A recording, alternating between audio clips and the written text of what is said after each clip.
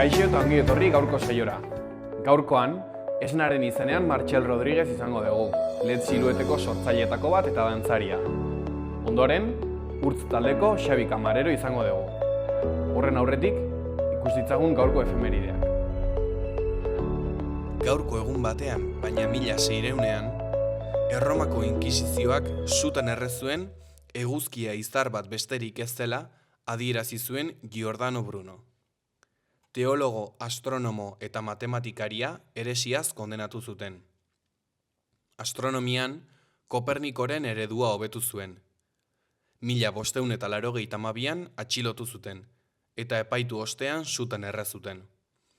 8 urtez eduki zuten espetxeratua. Epaiketa antolatzen zen bitartean, Veneziako auzitegiaren pean. Blasfemia, heresia eta inmoraltasuna egotzita. Epaiketan bere ideiei tinko eutsi zien Brunok.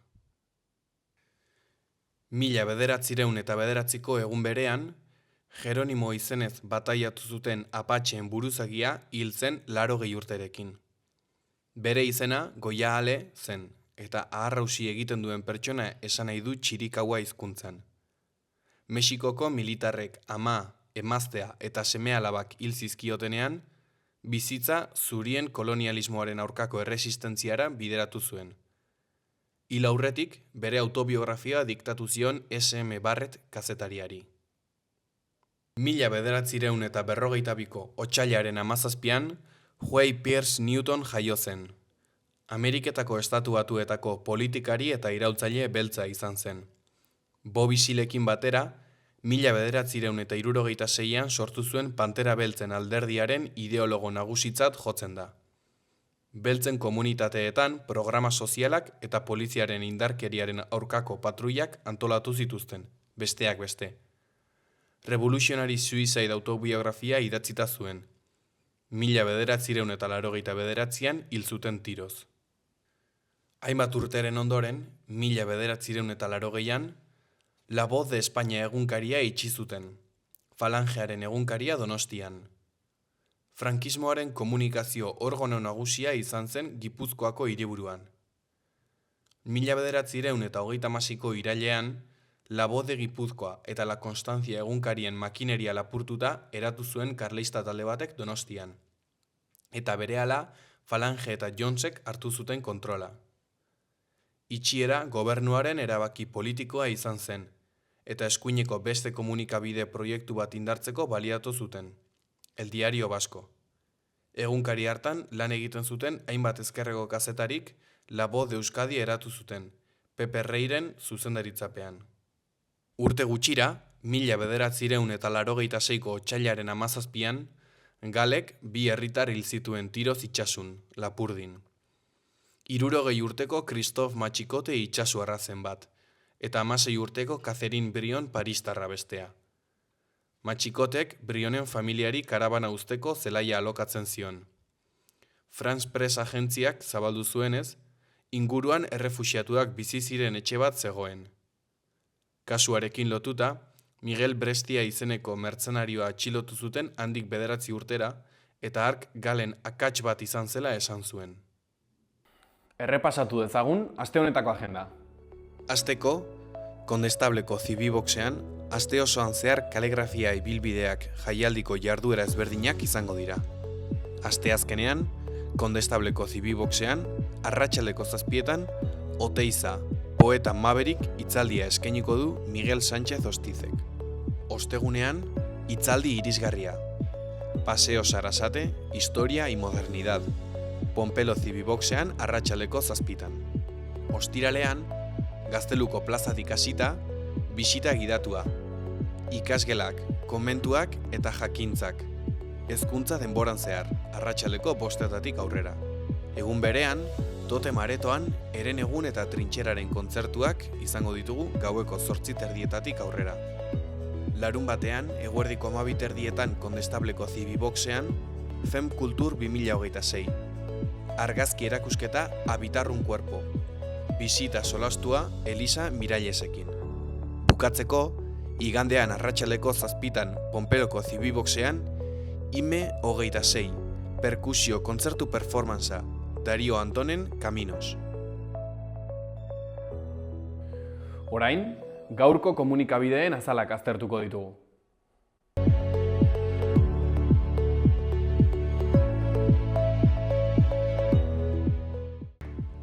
Diario de Noticias egunkarian, horrela dio lerroburu nagusiak. Nafarroak ibilgailu elektrikoen erosketa sustatzen du 5.500 euro arteko laguntzarekin. Lehenengo puntuan, diru laguntza 3.000 eurokoa izango da autoa Europatik kanpo fabrikatzen bada. Bigarren puntuan, planak 1.000 euroko diru laguntzak barne hartzen ditu etxeko kargagailuak instalatzeko. Argazki nagusian, Carlos Hirugarrenaren etorbideko bizikleta geltokia, erabat hutsik. Honen titularrean, bizikleta publikorik ez. Udalak zerbitzuaren etena epaitegira eraman du. Horiz, batetik, urtegiak 188 igo dira. Bestetik, ikuspuntua mugimenduan. Alan Berlinerrek inauguratuko du apirilaren 20an. Eskuineko berrietan, batetik, 700 frankismo simbolo kendu dituzte azken 10 urteetan. Beherago, 59 urteko gizon bat hilda Peraltan kamioi batekin izandako talkan. Jarraian, PSNek atea ixten dio UPNek Ibarrolarekin gobernatzeari. Ondoren, ELAK eta LABek gutxieneko soldata 1.221 eurora igo izana kritikatzen dute, eta Nafarroan 1.500 eurora iristea eskatzen dute.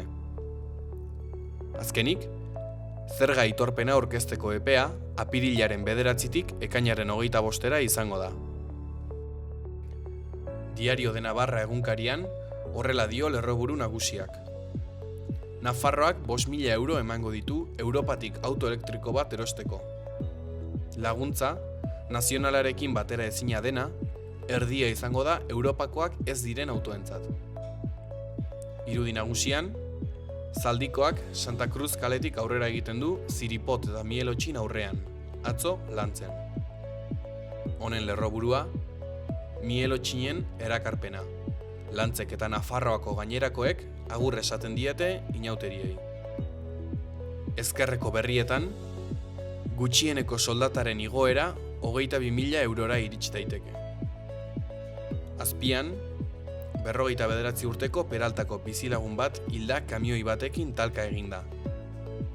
Ondoan, zerga aitorpena aurkezteko epea apirilaren 9an hasiko da.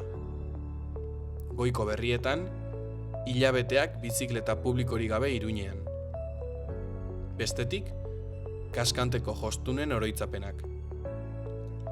Azkenik, El Sadar talde handien zain dago bigarren txandan. Gara egunkarian horrela dio lerroburu nagusiak. Osasunak eusten du txertoak osasun zentroetan iraungi direla. Alberto Martinezek informazio berri gutxi eman zuen parlamentuan egindako agerraldian, eta ez zuen azaldu zergatik eman ziren iraungitako dosiak. 3 dokumentuk gezurtatzen dituzte zinegotziaren 3 baieztapen. Argazki nagusian, Trump eta hauteskundeak nazionalizatu nahia. AEBko kongresua berritzeko azaroan egingo diren hauteskundeetan, goitik beherako astindua iragarri du egunotan Donald Trumpek. Iaztik errepublikanoen esku dauden bi ganberen kontrolak galde dezakeela sumatuta, presidenteak bozketaren antolaketa estatuei kentzea nahi luke. Ez dauka gaitasunik hauteskundeen antolaketan eragiteko, baina besterik da nolako kezka sortzen duten halako adierazpenek, hauteskundeen emaitzak onartzen ez dituen agintari baten ahotik etorrita. Tartean, batetik, martxoak 3, prentsaren rola sarraskian, Gasteizko erakusketa batean. Bestetik, txostena, gutxieneko soldata 1.500 eurora ez igotzeak, 261 milioiko kapital irabazia ematen du. Goian eskuinean, Ramon Solaren erreportajea, etaren aurkako borrotatik ukoraino, bide urratua. Eskuineko berrietan, hau ere gertatu zen, Xabier Amurizaren obra berria. Azkenik, Arnaitz Gorritiren erreportajea. Baskonia kopan nahi bezala ibili zen 15 urteko aldiura, 6 txapel eta 3 final. Berria egunkarian, honela dio lerroburuak. Labek ohartarazi du 240.000 langilek dutela 1.500 eurotik beherako soldata. Lehenengo puntuan, gutxieneko soldata 1.500 eurora igota, 5 langiletik batek nabarituko lukete hobekuntza hegoaldean, sindikatu abertzaleak azaldu duenez. Argazki nagusian, bainuzaleek ez zuten urik falta izan atzo Tolosan. Honen titularrean, Tolosan mozorrotu eta murgil egin. Astelenitan ere kalera atera dira inauterizaleak. Zira, aterki, plastikoekin edo mozorro egokia jantzita. Eskuineko berrian, hegoaldean, biztanleen 135 integrazio prekarioan bizi dira, elak salatu duenez. Ezkerreko berrietan, gaixotzen ari gara, esaten duten medikuek kalera irten da. Jarraian, Zisjordania anexionatzeko Israelen azken urratsa salatu dute herrialde arabiarrek. Ondoren, apirilaren 20tik 25 egingo dute ikuspuntu jaialdia, Mikel Martí Freixasek zuzenduta. Azpian, Michel Portal zuzendu da, inertziak hautsi nahi izan zuen musikaria. Azkenik, otsailaren 28rako berria lagun egiten direnei korrikako petoa emango diete. Goiko berrian, Patricia Martínez Redondo gizarte hezitzaileak dio, feminismoak erakutsi diguna tratamenduetara eraman behar dugu. Euskal Herria irratiari dagokionez, honela diote berriek. Elikaduraren inguruko mitoak eta egiak. Itxaro Zabaleta nutrizionistak elikaduraren inguruan bolo-bolo dabiltzan hainbat baieztapen hautatu ditu mito edo egia ote diren argitzeko. Eskuineko berrietan, goian, Xabier Artieda. Improvisazioan, entzuten eta istorioa bideratzen jakitea da garrantzitsuena. Otsailaren 25ean abiatuko da Iruñeko udalak antolatzen duen irriziklo, euskarazko umore antzerki zikloaren edizio berria. Improlabel taldearen improfestakzioa emanaldiarekin. Behan, Lesakako eta Berako inauterietan murgildu gara. Ladi Satrustegi Lesakako alkatearekin eta Lupe Mendigutxia Berako kultura zinegotziarekin zakuzaharrak, inudeak eta ertzaiak ezagutu ditugu. Inork ez du itsasontzirik eraikitzen berak bakarrik, ez da auzoa hobetzen ere auzotarrik gabe. Elkarlanean ari gara. Modu bakarra baita etorkizun bidezkoagoa eraikitzeko, gizatiarragoa. 1.100.000 pertsonako taldea gara eta sinesten dugu batela komunitatea, enpresa, kultura, lurraldea, aurrerapena eta banka egiteko beste modu bat. Laboral kutxa, bada beste modu bat. Nafarroa, behar bezalako turismoa. Turista, gureena partekatzeko pertsona. Hotel txiki bat badugu. Turismoak familie bizirik mantentzen laguntzen du. Oroigarria, ez da eramaten duzuna. Uzten diguzun guztia baizik. Gure herrietako bizitza bizirik mantenduz. Europar Batasunak finantzatutako kanpaina, Next Generation. Suspertze plana, Espainiako gobernua. Gobierno de Navarra. Nafarroako gobernua.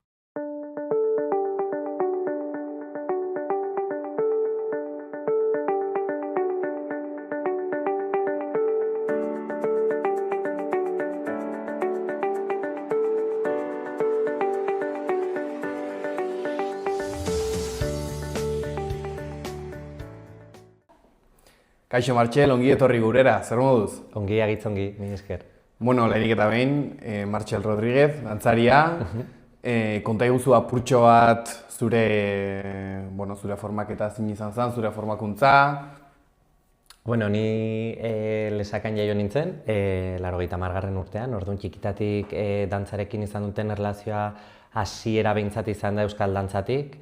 Naiz eta 7-8 urteetatik ere hasi nintzen estilo desberdinak ekartzen gorputzera, ez? Eta, bueno, ordudanik nire pasioa izan da.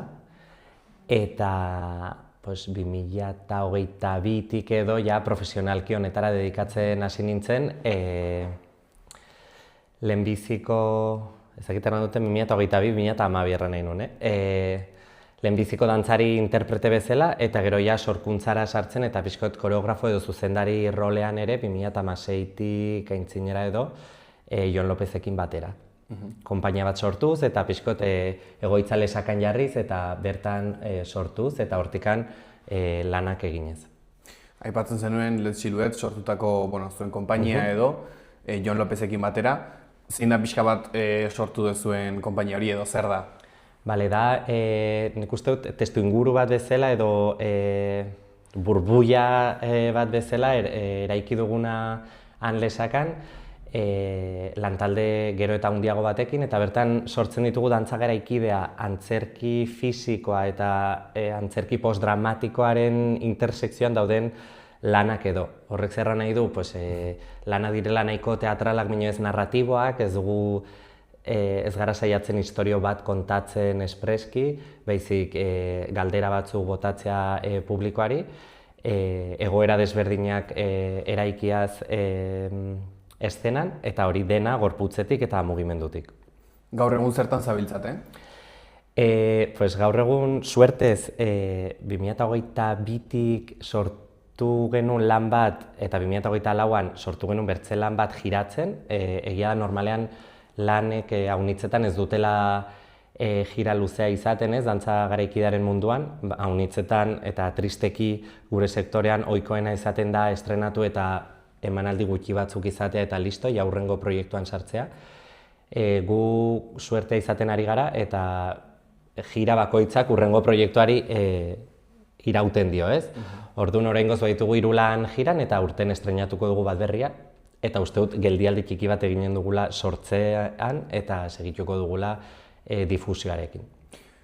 Led Silhouette hau nondik sortu zen edo nola izan zen sorkuntza hori? Hasi ginen, Jonetan ezagutu ginenean, konektatu genuen eta izan zen txispa moduko bat, zentzu haunitzetan, maila personalean, maila artistikoan eta bar, eta ikusi genuen genuela zerbait proposatzekoa, sektoreari bazuela zentzua zerbait elkarrekin eraikitzak eta proba eta jolasak zirena hasieran pixkot serioago hartzea eta profesionalizatzea bezala. Eta orduan, dantzari bezala gure bakoitzak izan dugun ibilbidean ikasitako guzi hori nolabait eszenan berriz berpentsatu eta berriz ere lantzeko aukera ematen digun plataforma bat da. Led Silhouettekin ere bai parte hartu duzu edo parte hartzen ari zerate ipar-eszena bidean, ezta? Bai, duela urte batzuk sartu ginen Esna izeneko eragile batean, dela Nafarroako arte eszenikoetako disiplina desberdinetan lanean ari garen konpainia edo enpresek sortutako elkarte bat, dantza, antzerkia, zirkoa, magia uztartzen dituena. Eta eragile honen edo erakunde honen lanetako bat da pixkot kudeatzea ipar-eszena bidea Nafarroan. Orduan hor ezagutu genuen testu inguru hau eta bertan parte hartu izan dugu pare bat aldiz. Nola, aipatu dituzu Led Silhouette alde batetikan, Esna beste aldetikan, orain hau kudeatzen eta nola kudeatzen duzu hori guztia? Nahiko lanekin egia erran, nahiko eromena da uztartzea batzutan ere burua banatzea sorkuntzatik ateri, gestioarekin lotutako lan hauek egitea bertze batzutan. Ez da erresa. Eta batez ere da ordua honitz lanean sartzea, bertzerik gabe. Karo, gainera, okerrez baldin banago pixka bat ikartzen ibilita eta fisika ikasi duzu. Bai. Eta gero, dantzari formakuntza izan duzu, gestioaren inguruan ez duzu ikasketarik egin, ez ezer. Eta gero gainera, ipatu duzu Esnan, ez dela bakarrik dantza baizik eta antzerkia, magia, zirkoa, beste hainbat gauza. Zuk ere parte hartzen duzu horrelako gauza kantolatzen? Bai, erran nahi dute hor gaude, konpainia bakoitzetik elkartzen gara eta orduan bakoitzak eramaten du bere ezagutza eta bere eremuaren praktika, ez? Orduan gu gara pixko dantza eramaten duguna Esnara. Eta bai, hola da. Osa, ez bezala pixka bat dantzaren arduradunak edo. Bai, pixkot, bai. Bai, adibidez, ipar-eszena nortera ipar-eszena biderako batzutan behar da jurado txiki bat egin erabakitzeko ze konpainiak hartuko duten parte hurrengo urtean eta bar, eta bez guri deitu izan digute dantzaren ikuspegi hori ere epaimaiak izan dezan. Hori galdetu nahi nizun, ipar-eszena bidea ipatu duzu, Espainiako lurraldeko edo goiko herrialdeak parte hartzen dute, baino ez daude ehundaka talde, bertan, nola aukeratzen dira gauza horiek, nola, zuek aipatuzu agian deitzen zaituztela, baina nola esaten ez du, hau bai, hau ez, hau... Ez da bat ere erraxa, badulako komplikazioa handia, proiektua handia delako ez, azkenean da Santiago bidea ukitzen duten herrialde horietan, ez, horietan zehar banatzen den zirkuitu moduko bat. Orduan, komunitate erkidego desberdinak, disiplina desberdinak, formatu desberdinak, batzuk kalekoak bertzeak, salakoak, batzuk aktore edo dantzaria unitzekoak bertzeak soloak. Orduan, hor badago jende pila bat eta aukera pila bat erabakitzeko non eta zer ikusi. Eta badago metodologia gisako bat dela lurralde bakoitzak aukeratzen duela bertze lurraldetako konpainietatik zeinek giratuko duen bertzetoki batean. Orduan, adibidez, iazko edizioan niri tokatu zitzaidan Euskadiko proposamenak erabakitzea zein izanen ziren eta proposamen horiek gero giratuko zuten, ez naiz oroitzen ze lurraldetan. Baina egiten da holako puzle bat, pixko bat funtzionatzeko eta inpartziala izateko ere, ahalik eta egin batean. Eta zuri, LED Silueteko buru edo sortzaile bezala, bai esnan egoteak eta horrelako beste disiplinetako jendearekin lan egiteak edo ipar eszena bidean eta beste lurraldeetako jendearekin lan egiteak, zer eman diot LED Siluet taleari?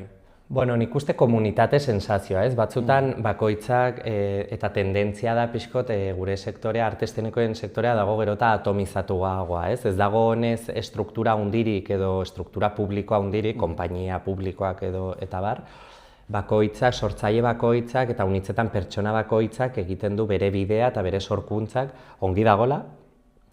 Horrek suposatzen da unitzetan bakardade sensazio bat, ez, ikusten duzula zoela zu, eszenatoki alde batetik, dirulaguntzak eta mundu hori bertzetik, eta sentitzen zara nahiko bakarrik. Eta orduan, nik uste dut importantea dela elkartzea eta pixkot kolektiboan pentsatzea, ez?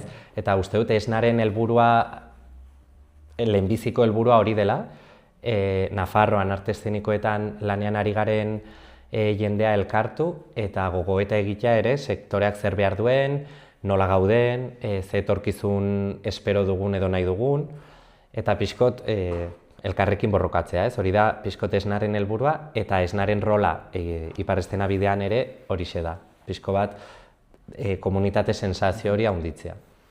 Eta zein da nahi dezuen etorkizuna edo imaginatzen dezuena?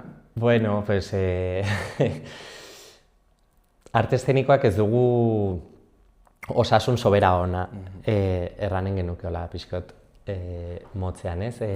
Nahiko sektore prekarioa da, artearekin lotutako sektore gehienak bezala. Nahiz eta esfortzu handia egiten den eta instituzioak gehienetan ateak irekitzen dizkiguten ere galdetzeko ze behar ditugun, efektibamente nola ikusten dugun etorkizuna galdetzeko eta bar. Egia da beti dela, pixko bat, gibeletik joaten bezala ez, inoiz ez duzu sentitzen, momentu honetan ongi gaude beti da, pixkot, hori egon beharra eta insistitu beharra eta bar, orduan, etorkizuna, espero dut prekariedade sensazio hau ahalik eta gutxienera joaten den prozesu batean bezala, ez? Ez du erresa ematen, ze gauza honitz ez ditugu aldeko, ez, publiko aldetik, erratzen da ez, jende gaztea antzokira gero eta gutxigo joaten dela, niz nago erabat adoz, baina tendentziak ematen du, zuzenekoak eta bar, ez badire gauza agitza handiak eta makroeventuak, antzokian, astebururo lanean ari garen jende hori, gero eta publiko gutxiago ikusten ari gara, orduan, etorkizuna izan beharko zen horreri buelta ematea.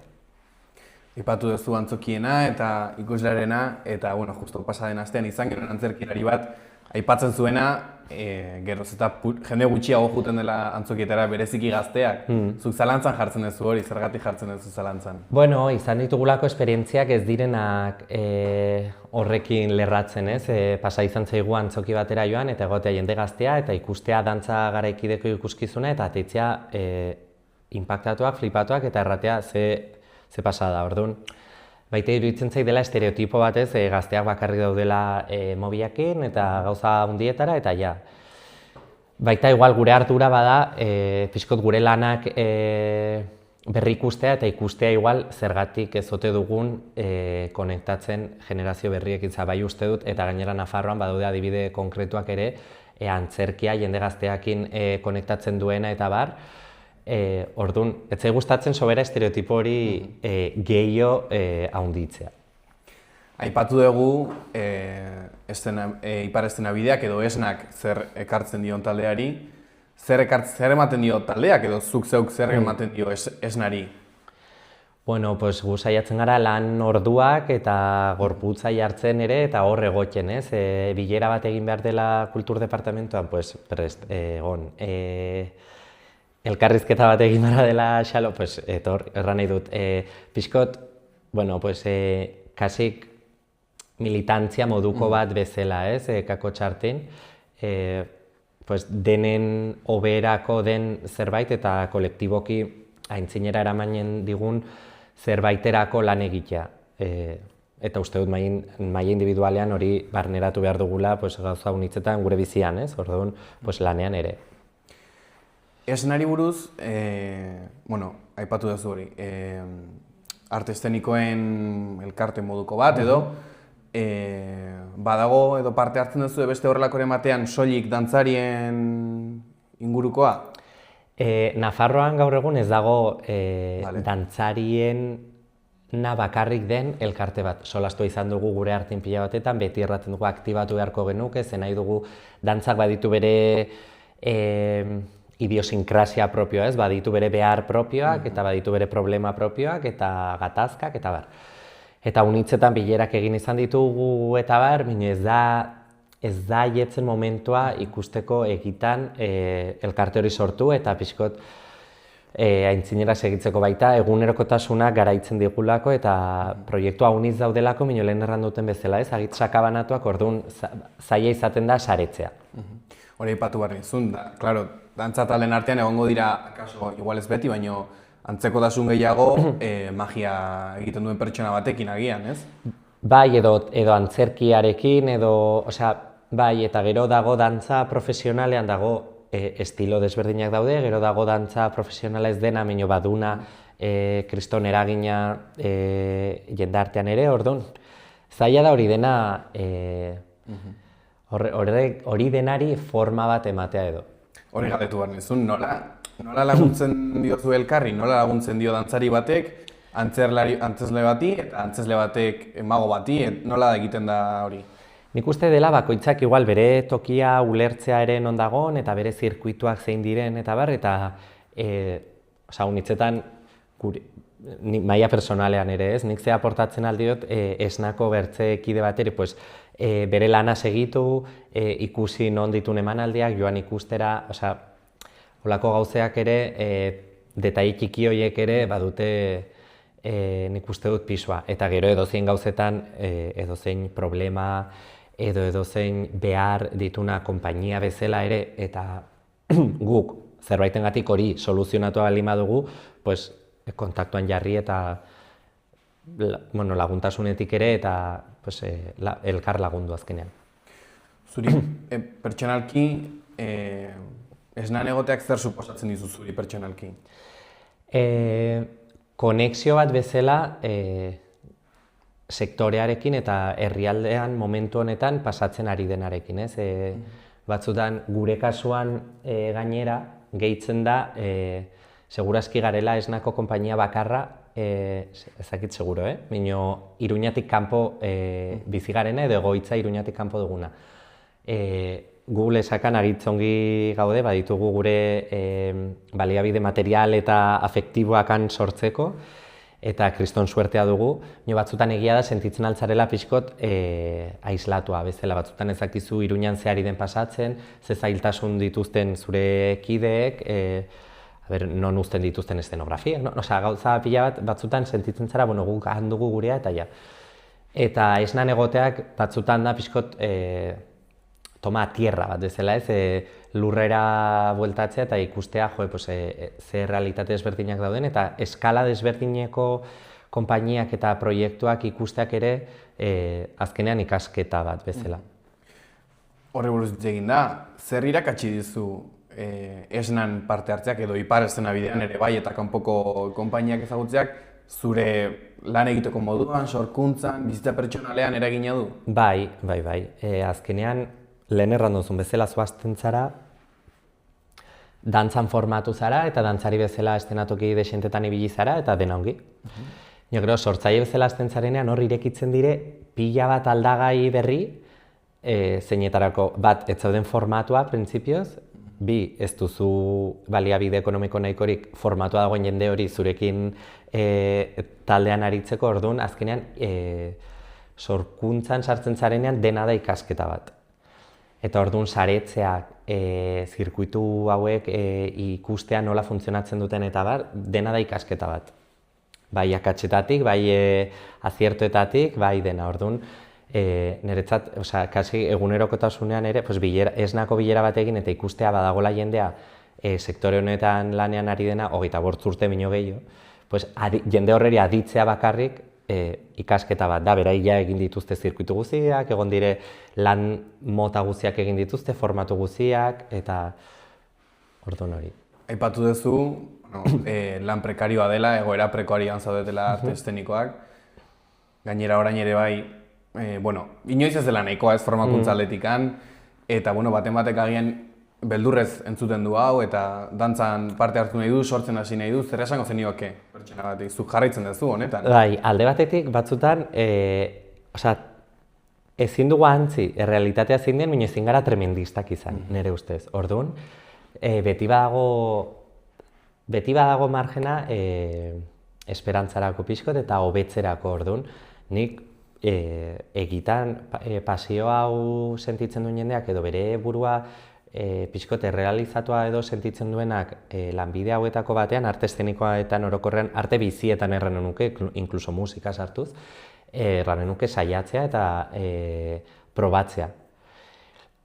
Kontutan hartzea autoesplotazioa ere hor dagola, ze batzutan ez diogu limiterik jartzen gure lanari, orduan nola agitzerreixa da justifikatzea nola zure pasioa den, eman behar duzu eguneko eguna. Roi hori ere ez zaigu sobera gustatzen, baina ez da katastrofismoa, da pixkot orekatzea, ulertzea badagola prekariedade sistemiko bat, nahiz eta diez Nafarroan, konparatuta ipar eszenabidean parte hartzen duten gainontzeko herrialdeekin, Nafarroak segurazki per capita baditu diru laguntza gehiago kulturarako. Eta hori da zerbait eskertu edo ospatu beharra dena, baina ezin duguna ere erabili eskusa bezala bertze gauza batzuk ez egiteko, orduan. Da pixkot oreka hori bilatzea lanean segitu eta prekaridade hori borrokatu, baina aldi berean ez hori negatibotasun batean erranez hau neri ezin diogula buelta eman eta total ja dena galdoa dagonez, ez nahi saiatuko ere. Hori izan nintzen pixkot mezua. Saia daitezela orduan. Dudik gabe, bai. Esnan, arte eszeniko ezberdina daude, momenturen batean pentsatu duzue nahastea zuen dantza ikuskizunen bat beste arte eszenikoren batekin? Pues nik uste eszenatoki gainean nahastea mino izaten aldela igual galdera ohikoa izaten da eta badu zentzu guzia, ez? Erratea, jo, zaudete hor jendea jakintza desberdinetatik eta disiplina desberdinetatik, ez duzu pentsatu proiektu bat elkarrekin egitea edo antzerki konpainia bateko zuzendari horrek zuen dantza ikuskizunean kanpo begirada egitea olako zerbait. Hori mino nik uste egin duguna dela espazio komun bat jakintza konpartitzeko, orduan. Solasaldi horietan, formakuntzak, ematen ditugun formakuntza horietan, ipar eszenabidearekin lotutako ekimen guzietan, hor ja badago sinergia moduko bat, ez dakitela seguro beharrezkoa den ere, adibidez gure apirilean estrenatuko dugun lan berrian, Odei Magoaren dela esnako partaide baten parte hartzea egotea gure emanaldian. Hori oraingoz ez dugu ikusten bezala. Agian etorriko da edo ez da zerbait itxia dioguna atea ez, bino ez da ematen oraingoz. Era naturalean sortzen ez baldin bada, kaso ez da... Hori. Bai. Beste galdera bat egin behar nizun eta aztu egin zait, oraintxe bertan, baina pasako gara. Zein izan da zuen bizipena ipar eszena bideari buruz hitz egiten markatu? Zein izan da zuen bizipena horrelako pixka bat Euskal Herritik kanpoko elkarlan horrelako batean zein izan da zuen bizipena? Bale, pues azkenean guk testu inguru honetan izan ditugu pare bat rol desberdin, ez? Batzutan pixkot antolakuntza komisioaren barrenean edo adibidez lehen aipatu duten bezala iaz epaimai batean bezala, hor esperientzia ez da bat ere gustosoa, erran nahi dut. Jurado batean egotea da super zaila. Batez ere, zu artista bezala ari zarenean ebaluatzen bertze artista batzuen lana. Osea, hor, azkenean nahi duzu izan super zintzoa eta ikusten dituzu lan guziak, txosten guziak irakurri, saiatu ulertzen lan horrek non izaten alduen zentzu gehien, ez lan hori ona edo txarra den, azkenean hitz horiek ere galtzen dute pixko zentzua, ez da gehiago ikustea bale mine honek, antzoki horretan publiko horrentzat badu zentzua edo agian honek enkajatzen du hobe, da pixkot, eta programatzaile rol hori oraindik ez da niri kostatzen zait. Orduan, adibidez zentzu horretan, da lan bat egin beharra dena, baina ez dena erabat gustagarria. Eta gero dago bertze esfera dela, zu zure lanekin aukeratua izan bazara, guri pasa izan zaigula 2 urtetan, ez dakit nongoa zen epaimaia momentu horretan, baina 2 aldiz erabaki dute gure lanak, bai Los Perros eta bai Jalei, pertinenteak zirela, bai Galizian, bai Asturiasen eta bai Kantabrian, uste dut, ibili ginela 2 urte horietan, hor emanaldiak egiteko, eta, klaro, aukeratua zarenean eta zaindua denean, ze, klaro, ipar eszena bideak badun zerbait ere bada, emanaldia zaindua dagola, zentzu batean, haietzen zara, badago ekipo bat hartzen dizuna, badago testu inguru bat, publiko bat dago, emanaldiaren ondotik solasaldi bat dago, badago hurbiltasun bat eskertzen dela, orduan, alde horretatik, plazer bat. Barkatuko diazu, esan duzu lehenengo zatia ez dela ingustosoa, baina badaukat hor galdera bat esateko. Familian asko eztabaidatu dugu. Horrelako artearen inguruko gauzetan, agian ez daude gauza onak eta txarrak, baina badaude gauza hobeak eta okerragoak, eta badaude gauzak ebaluatzeko subjetibotasun horretatik kanpo. Nik uste jartzen aldirela baremo gisako batzuk eta hoietan mugitu. Hala ere niri gustatzen zait adibidez baremo horietan jartzea aldagai batzuk agian normalean jartzen ez direnak dela konpainia honek lan agitzon bat egin du, baina konpainia honek ipar eszena bidetik kanpo ere lortuko balitu, badu testu inguru favorable bat emanaldiak lortzeko, orduan agian ez du zertan babes hau behar, ez? Orduan, da pixkot konsolidatuagoak dauden konpainiak edo izen gehiago duten konpainia horiek berriz ere, berraien lana baloratzea eta berriz ere erratea ongi dagoela egiten dutena eta bar, hori hain beharrezkoa da, edo aldiz lehenbiziko lanak egiten ari den jende gazte batentzat kriston aukera izaten alda, lehenbiziko aldiz Galiziara joatea eta zure lana han erakustea orduan.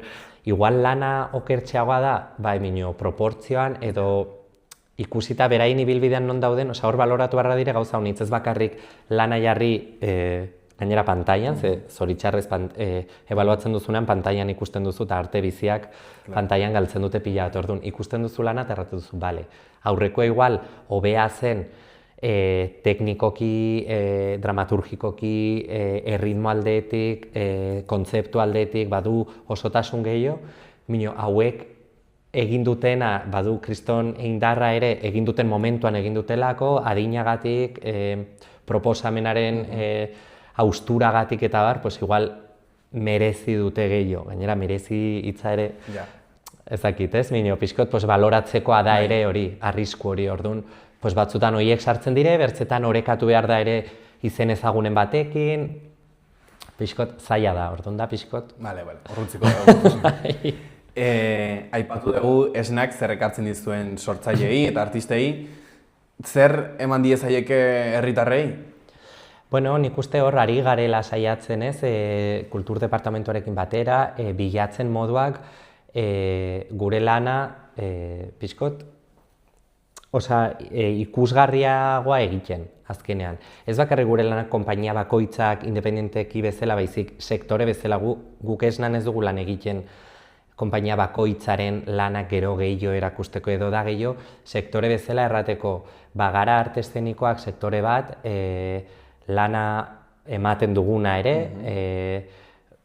mugitzen duguna, eta orduan, pixkot da horren, hori mailan jartzea. Nabarmentzeko edo. Bai, nabarmentzea, eta horrekin batera adibidez, bertze lerro interesgarri bat egiten duguna da, formakuntza, batxillergo artistikoa edo arte eszenikoetako batxillergoak egiten ari diren ikasle hoieri, teknikari bat joatea eta esplikatzea adibidez argiak eta nola funtzionatzen duten, ze aukera dauden, batzutan egiten dugu bizita bat gaiarren eta ikusten dute antzokia nola den, solasten dute dramaturgiari buruz antzerki konpainiek, solasten dugu gorputzari buruz eta mugimenduari buruz dantza konpainiak, orduan, pixkot etorkizuneko generazioei begira ere erakustea hemen gaudela eta batzutan dantza munduan pila bat pasatzen dena dela txip hori zure, dantzan lan egiteko joan beharko zara kanpora, eta lan egin beharko duzu Alemanian, Dinamarkan, Frantzian eta dela denak egin dugun zerbait. Baina baita ikustea badagoela aukera hemen garatzeko arte disiplina hori. Eta hortako ere erreferentzialtasun bat, bilatzea. Hori da pixkot esnaren helburua. Aipatu duzu lehen ametsak utopikoa zein izango zen kasua, baina zein da errealitatean etorkizuna izan esnarena, Led Siluetena, zein da etorkizuna? Bueno, aipatu duzu apirilean emanaldi berri bat aurkeztuko duzuela. Bai, etorkizuna, klaro, etorkizuna da pixkot ez dago bat ere seguroa, ez? Eta orduan, gure konpainiakin hasteko apirilean estrenatuko dugu lan bat eta ez dakitzeari den pasatzen, ez dakit azken boladan badugun fokua pixkot gainean eta babesa eta baina baditugu ja 18 emanaldi itxiak, jakin gabe guk ere seguro zer den emanaldi hori oraindik, orduan gu gaude pixkot presiopean. 18 ipatu duzu? Bai, ongi da estrenatu aintzinetik, ez? Bai. Sin mas erran edut gu badugu lan desente, sorkuntzekin, ez nabarrenean baditugu proiektu berriak eraikitzeko gogoa, eta adibidez, iparrestena bidean, badago ere etorkizunerako gogoa, baina hor badu zailtasun burokratiko pila bat, hori ere ezin da antzi. Hainbertze territorio edo ukitzen dituen proiektu batean, imaginatuko duzu badaudela hor burokratikoki eta diru laguntzaldetik eta zailtasun batzuk kristonak, eta orduan adibidez, da nahiko zaurgarria testu inguru hori, eta ez du etorkizuna bat ere garantizatua edo. Gu gure konpainiakin ikusten dugun bezala, aurten, helduen urtin eta 2028an seguro segituko dugula, ze ja martxan dauden proiektuekin eta jirakin eta kasik ari gara 28an pentsatzen, testu inguru hau iparrestena bidea dela zerbait handiagoa eta ez dit, biraze tristea den egoera, ez dula igual garantizatua edo hain errex etorkizuna. Eta hori da pixkot pena edo, lehen hainbertzealdiz aipatu dugun prekarizazio horren adibide. Martxel, mila esker etortzeagatik, ez dakit amaitu baino lehen zerbait aipatu nahiko zenukeen edo... Nik eskertu zuei gonbita eta arte eszenikoei espazio bat ematea, dantzari bereziki, eta horixe, bertzerik gabe. Mila esker, hemen espero zaituztegu beste baterako. Agitzongi.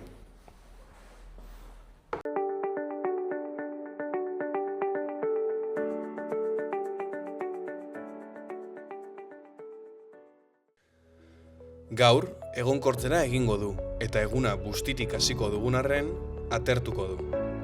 Horrekin batera, hodei geruza saretu egingo da, eta egunaren amaieran, ostarte zabalak irekiko dira. Mendebaldeko haizea ibiliko da, eta gauean hego ukitua hartuko du. Temperatura maksimoak apur bat igoko dira. Asteazken goizean, hego haizea indartuz joango da, eta egunaren erdialdeko orduetan gogor joko du, hego mendebaldekoa nagusituz. Arratsaldea aurrera joan ahala, fronte hotz bat hurbildu eta haizea mendebaldera aldatuko da. Kostaldean eta Ebro ibarrean zakarra izaten jarraituko du.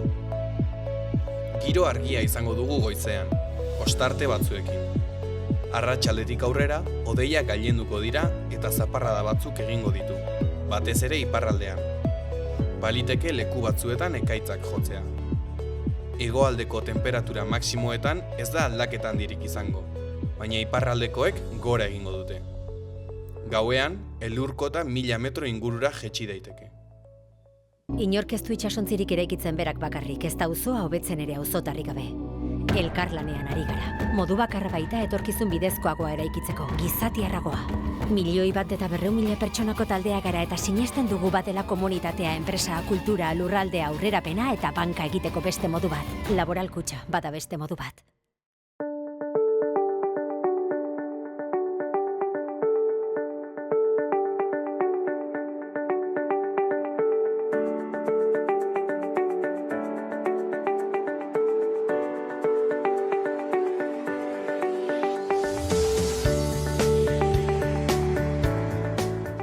Zer moduz? Egunon, oso ondo, oso ondo. Bueno, dagoeneko ezagutzen zaitugu, Urtz taldeko abeslaria. Konta igutzuzuk apurtxo bat hobeto, nor zeran, nondi zatozen? Bueno, ni Xabi Camarero, Badiola, naiz. Berez, Irunen jaioa eta, bueno, Pasaian, nire gaztaroa Pasaian bizi izan dut, eta bueno, bertan sortu genuen taldea, eskolako lagunek. Eta bueno, 1988tik, bueno, Urtz taldea sortu genuen, eta bueno, izan ditugu etapa desberdinak musikaren munduan, eta bueno, orain etapa berri batekin gatoz, bira akustiko batekin gabiltza oraintxe, eta disko berriarekin, Urtzen izenekoa, bai. Ibilbide luzea daukazue, ja, ez dakitzen bat urte dara mazkizuen, hainbat lan ere publikatuta, baina kasu honetan lan akustiko bat, abestia guztiak dagoeneko argitaratuta daudenak, moldatuta, pixka bat atzera begirako lan bat da, nola bizi duzue hau? Bueno, lan berri honetan badago abesti berri bat, eta beste guztia dira saiatu gara pixkat abestien esentziara edo oinarrira bueltatzea, ez? Gure abesti gehienak sortu bat dira modu akustiko batean. Gehienetan izan da gitarra akustiko batekin eta hotsarekin edo piano batekin. Orduan, oinarrian abesti gehienak sortu dira horrela. Gero, lokalera eramaten genituen eta hor distortzioarekin eta jantzi izan ditugu gehienak, ez? Baina, bueno, duela urte asko genuen buruan ideia hau, eta bueno, oraintxe da momentua, eta pixkat abestien esentzia horretara bueltatu, eta bueno, bertsio desberdinak egin ditugu. Eta zer sentitzen duzue, hasierako forma horretara itzultzeran? Niri pertsonalki oso ezaguna egiten zait. Nik etxean eta askotan jo izan ditut abestiak modu horretan, eta abesti asko horrela bizi izan ditu dalako, ez? Gertatzen da, badira abesti batzuk balada modukoak eta nahiko lasaiak zirenak, antzokietan jotzeko egokiak ziren hasiera batetik, baina gero beste batzuk indartsuagoak, gogorragoak, edo heavy edo rockeroagoak izan direnak, bihurtu ditugu antzokietan erresago moldatzeko modukoak, eta hor bai esperientzia berria izan dela niretzat, eta oso aberasgarria. Esan duzu, batzenekatela ideia hau lehenagotikan, izan da gehiago egin nahi zenuten zerbait, desioaldetikan, edo izan da sentitu dezuen behar bat egiteko hau? Bai, azkenean sentitu dugulako. Azkenean eramaten zaitu, bataka eramaten zaitu bestera. Nik betidanik sentitu izan dut hori. Eta bai egia da, duela 5-6 urte buruan genbiltzala ideia horrekin, eta burutu dugu oraintxe. 2025 urtea izan da, konponketa guzti horiek eta garrantzitsuena azkeneko urte honetan izan da. Baina bai, azkenean gauza bedia sentitzen duzulako horrela egin behar duzula. Beti erakarri nau asko antzokien giroa, baita ere, isiltasun hori, iluntasuna, eta hortik sortzen den guzti hori, ez? Zein izan da lan honetan, abestiak igual pixka bat biluztean edo hasiera horretara itzulitan, zein izan da erronka handiena? Bueno, agian, badira zenbait abesti, kaixo bezala, kaixo izan da abesti oso ezaguna urte guzti hauetan, eta, hain egin dako bertsioa oso desberdina da, eta bai bertigo pixka bat ematen zigula, hasieran, oso gustora ginen bertsioarekin, baina, eta, adibidez hori nahiko erresa dirudien arren abestia eta oso sentzilloa, baditu bere sekretuak ere, eta zenbait detailetan ez da inerraza abesti hori, eta, adibidez kaixorena izan daiteke adibide erronka handi bat, bai. Akustikora igarotzean, orain kantu hauek, agian geruzak kentzen juzerate, zerbait berriro deskubritu duzue edo? Ni pertsonaleki deskubritu ditut gauza pilo bat. Bai, eta konturatu naiz, ze leheno garai batean, urte askotan, bilatu izan dugu indarra eta beti distortzioan eta erritmo bortitza hauekin, ez? Eta bai konturatu naizela soinu garbiekin eta lortu daitezkela intentsitate ere oso handiak eta kontraste handiak. Eta zentzu horretan, bai soinuen volumenarekin eta intentsitate horiekin abesti batek hartu dezake beste bizi bat, ez? Eta gero ahotsan ere kasuan, asko disfrutatu dute ahotsarekin ere, azken etapa honetan, ez dakit, aurkitzen nahi diot ahotsari beste puntu bat, eta hori galdetu behar dizun, klaro, ahotsa ere beste gauza bada, jotzea aipatzen zuen distorsioarekin, soinuarekin, eta orain isiltasun horretan, antzokiko isiltasunean baita ere, aldatu da zure abesteko modua? Nik uste eta aukera ematen duela guzti honek beste sentsibilitate puntu bat aurkitzeko, ez? Iruditzen zait, isiltasun horretatik hasita, iluntasun horretatik, hortik sortu daitezke gauza oso sutilak, oso informazio oso gutxirekin, eta hortik indarrera bide luze bat dago, ez? Eta espazio handi bat. Eta guzti horrekin jokatzearena, izan da oso kuriosoa. Gero ere, adibidez, Dani gitar jolea da, eta berak egin du diskaren produkzioa, eta berak gitarren kapa desberdinekin, eta bai jokatu dugula, bai gitarren konponketekin, eta perkusioarekin, Anderren lanarekin, eta hori izan da deskubrimendu polit bat, bai. Instrumentuak berak ere eduki dute deskubrimendu bide berri bat? Bai, bakoitzak gure instrumentuarekin saiatu gara gure ekarpena egiten, Jorgek ere baxuarekin sentsibilitate handia du, eta holako giro akustikoago batean, iruditzait espazio gehiago dagoela guzti hori espresatu ahal izateko, ez? Non dago aldaketa handiagoa, interpretazioan edo emozioan? Non dago? Aldaketa handiagoa. Aldaketa handiagoa. Iruditzen zait, guretik saiatu gea kontzertuan, zuzenekoetan eta emozioarekin ere konektatzea. Azkenean, iruditzen zait, eszenatokian gaudenak eta entzulen artean hor fusio lotura bat lortzea, eta hori abesti gehiago batzuk egokitzen dira gehiago beste batzu baino, ez? Baina emozioarekin eta hor konexio hori lortzearen abeti iruditu zaite oso garrantzitsua. Orain sartuko gara zuzenekoan, baina horren aurretik galdetu nahi nizun, aipatu duzu abesti berri bakar bat dagoela, besteak dira abesti zaharrak eta ezagunak moldatuta. Zergatik dago abesti berri bat?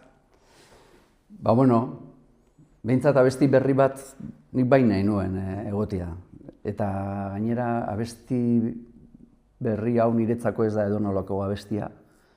Abesti oso berezia da, ze abestiak ematen dio izena lan guztiari. Eta izango litzake, lan guzti honi izen ematen diona eta lanaren ideia laburbiltzen duen abestia. Bai, ez dakit, beti abesti berriek eta konposatzeko garaiak eta beti izan dira niretzat oso interesgarriak eta emozioz betetakoak. Eta, dosi nahiz eta txiki batean izan hori ukitzea diskoan, iruditzen zait ematen diola ere beste indarru erritu bat. Imaginatzen dut diskoan ere badaudela gaztaroan edo duela urte asko idatzi dituzun kantuak. Zuretzako zer esan nahi du gaur egun hainbeste urteren ondoren kantu horiek orainik abesteak eta birmoldatuta gainera?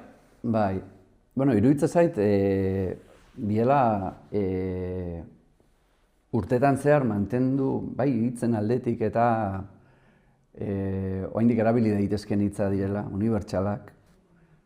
Eta erosonago abesti horiek abesten gaur egun eguneratuak ere ikusten ditudalako. Bai, hori hitzen aldetik. Eta gero musikalki ere, azkenean abestiek. Bai, egia da oso eskertuta gaudela, azkenean gure entzuleek eta mantendu dituzte gure abestiak bizirik ez.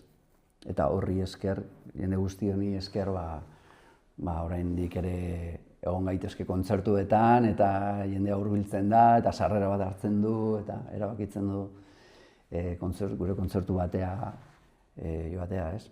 Eta hori da azkenean, urte guzti hauetan bizirik mantendu dituztelako gure abestiak. Denborak zer eman die kantuei?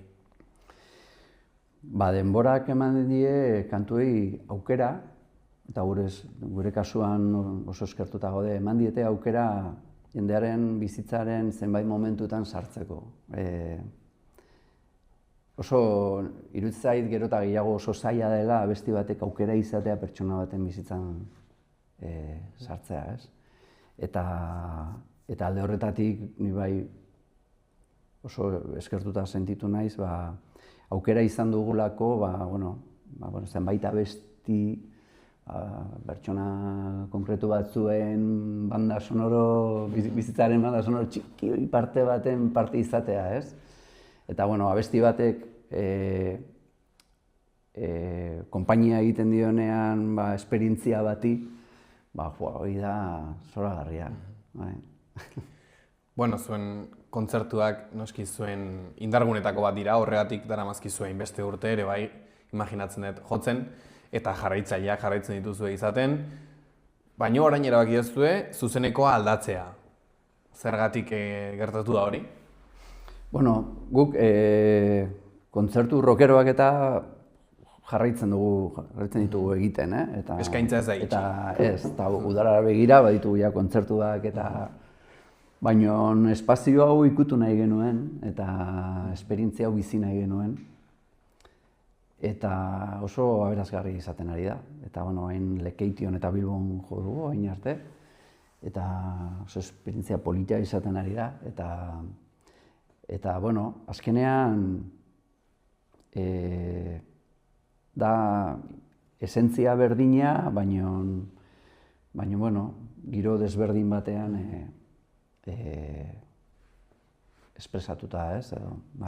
Aipatu duzu dagoeneko bi kontzertu eman da, Lekeition eta Bilbon, eta gelditzen zaizkizue, okerraz banago Iruña, Gasteiz eta Donostia, ezta? Donosti, eta orain atea zaigu iparralden, Donapaleun, maiatzaren 23an, bertako antzokian, eta mendik aurrera ikusiko dugu. Dagoeneko eman dituzuen kontzertu akustikoak ze harrera izan duten, nola erantzun du publikoak? Oso polita, oso polita. Izan da niretzako hunkigarria, gehien bat, gainera da, jotzeko eta jasotzeko modua ere oso desberdina da, baina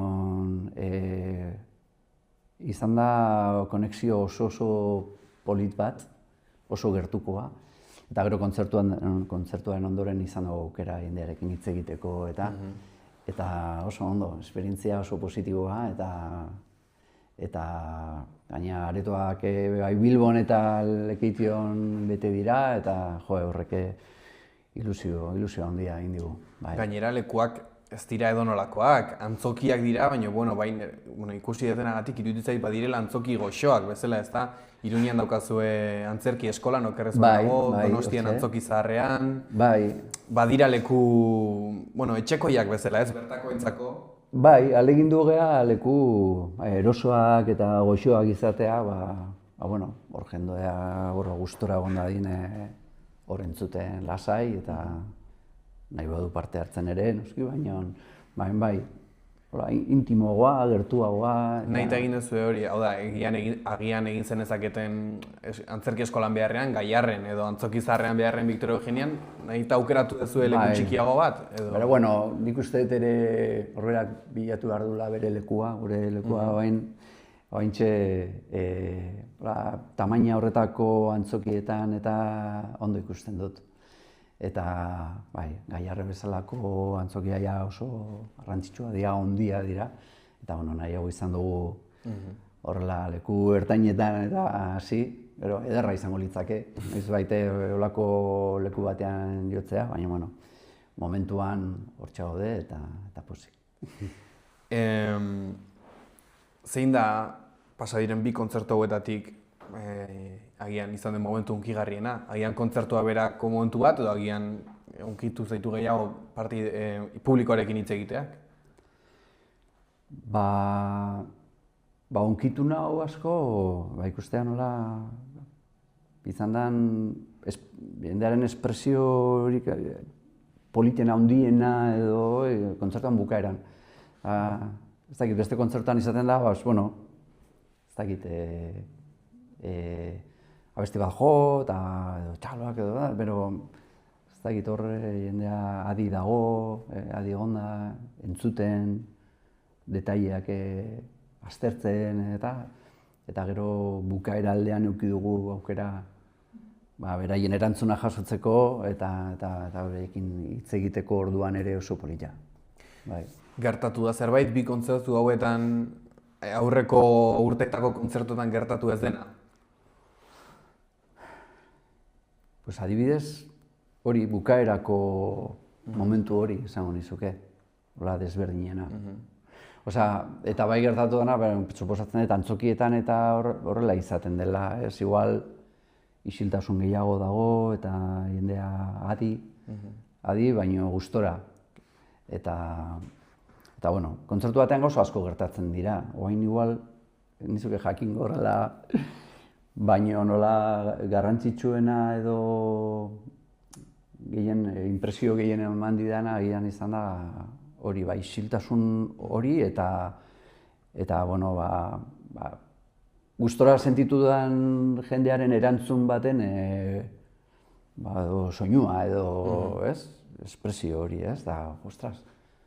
Horatzen dut, kontzertu hauetan izan da, taldekideekin amaitu, guri elkarri besarkatu eta bueltatu eta ikusi erantzun hori, ez? Claro, gainera imaginatzen dut, antzoki batean sarrera ordaindu behar izateak ere arreta mantentzen duela publikoak, ez? Agian leku ireki batean, agian ez da zertan arreta mantendu behar, baina antzoki batean... Bai, hori da, eta eszenatokera begira dago, azkenean abestien artean ez dago izitasuna, errespetu handia, eta gu ere errespetu handiz egin dugu bira hau, genekielako antzokietan dena entzuten dela, azkenean gauzak ondo egin behar dituzu, dena entzuten da, eta gauza honak eta gauza ondo eginak ez daudenak ere hor bikoiztu egiten dira edo eta orduan bai, ez da zen galdera, baina... Ez, ea, hori, horrelako antzoki batean eta sarrera ordaindu behar izateak eta... Bai, eta horrek duen garrantzia guretzako oso handia da. Azkenean, pertsona batek erabakitzen duenean arratsaldeetan jo naiz taldearen abesti kontzertua ikustea, eta martxoaren otsailean 28an Iruñera joango naiz, eta sarrera ordainduko dut. Niretzako gaur egun, ez da, ikusten dudan moduan oso balora handikoa da. Bai, niretzako du garrantzia izugarria. Eta oso eskertuta sentitzen ari gara horregatik. Jendeak sarrerak erosten ditulako eta erabakitzen dolako horrela jutea, ez? Arratsalde hori gurekin egotea. Oso handia da. Urtzek Bizkarrean ibilbide luzea dauka. Zer da ibilbide luze honetan zehar aldatu ez dena? Aldatu ez dena? Bueno, beti saiatu geha talde normal bat izaten, ez dakit irekiak, abestiak sortzerako orduan ez ditugu mugarik jarri, inoiz. Eta hori gure disketan ikusten da, diska bakoitzean aurkitu itzazkezu era desberdinetako abestiak. Eta saiatu gara beti egon garen lekuan ahalik eta kontzienten izaten, momentu hori bakarra eta berezia delako. Eta nik uste eta adina aurrera doan heinean horretaz gehiago ohartzen zara. Eta, nik uste hori mantentzen dela eta indar berritzen dela. Kontzienteago zarela nire kasuan behintzat. Eta zer da gehien aldatu dena? Eta gehien aldatu dena, agian ingurua, bai, abestiak egiteko orduan, abestiak kaleratzeko orduan, nola entzuten diren gaur egun abestiak, ze aukera dauzkaten abesti berriek, informazio gehiegi dago gaur egun. Gu sortu ginenean, gure kaseta geneukan, gure zinta, eta kasete horrekin atzera botatzen genuen eta berriro horrera, eta grabatzen genuen gure burua soinu kaskar batean, eta moldatzen ginen. Gaur egun aukera infinitua daude, eta bertiko pixka bat bai ematen duela. Eta bai egia da jendeak ez duela, igual aukera handirik disko bat hartu, lan berri bat, eta benetan dastatzeko, ez? Hainbeste informazioa dago, venga, beste bat. Eta, abesti batek bere garrantzia edo bere puntsua dastatzeko aurkitzeko ez da erraza. Eta, talde berrientzako eta ulertzen dut oso zaila izan behar duela. Eta hainbeste informazioaren inguruan, leku bat aurkitzea hor, ez da? Leku bat aurkitzea, lan asko egin behar da, eta... Zer esango zenioke urtzeko hasierari edo zeure buruari hasi zinateneko gazte horri zer esango zenioke? Esango nioke dituen bozeto eta amets horiek benetan betetzen badute eta proiektu eta idei horietan sinisten badu, horre inbertitzea bere energia eta orduak sartzea ideia horrekin, ze ideia horrek ematen dio berari zoriontasuna eta momentu politiak, eta azkenean bizitzan momentu horiek aurkitzea eta jakin zer den hori ematen dizuna, horri eman bartzaio indarra. Eta horretan inbertitu denbora. Bukatzen joango gara azkeneko galderekin. Egiten ari zeraten bira hau zer da? Nostalgiarako edo beste etapa berri baten hasiera bat da? Beste etapa bat berri baten hasiera bezala ikusten dut. Bai, egina dago eta oso pozik egindakoarekin, baina ez dut nostalgia bezala ikusten dut beste etapa berri baten moduan, oso emozionantea guretzat ere, bizitzen ari garenagatik, eta Eta, bueno, irikitzen ditulako ere beste bide batzuk, ezagutzen ez genituenak hain gertutik. Eta hola zen. Oso ongi. Orain, otsailaren 28an Iruñan daukazue, gero Gasteizen, Donostian eta gero aipatu duzu Donapa Leun ere bai. Euskal Herri osorako aukera daukagu juteko ikustera. Zer esango zenioke, zer ikusiko du publikoak bertan? Nik uste eta aurkituko dela esperientzia berri batekin, atal desberdinak dituena, iruditzen zait horrekatuta dagoela, eta instrumentu berriak ere badira bertan, eta instrumentu horiek ere taldeari eman diote beste dimentsio bat, iruditzen zait, eta une goxo bat eta gustora gotoko moduko momentua izan daitekela. Animatzen dut jendea, bertaratzea. Mi esker, Xabi, gurera etortzeagatik. Ez dakit, bukatu baino lehen beste zerbait aipatu nahiko zenukeen, edo...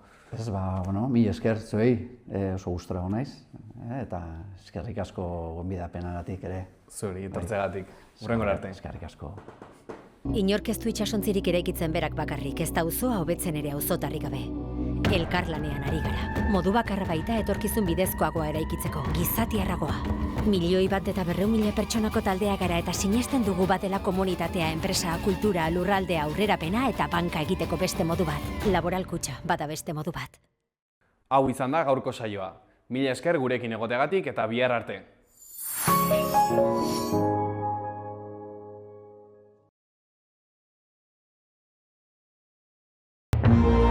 Gobierno de Navarra. Nafarroako gobernua.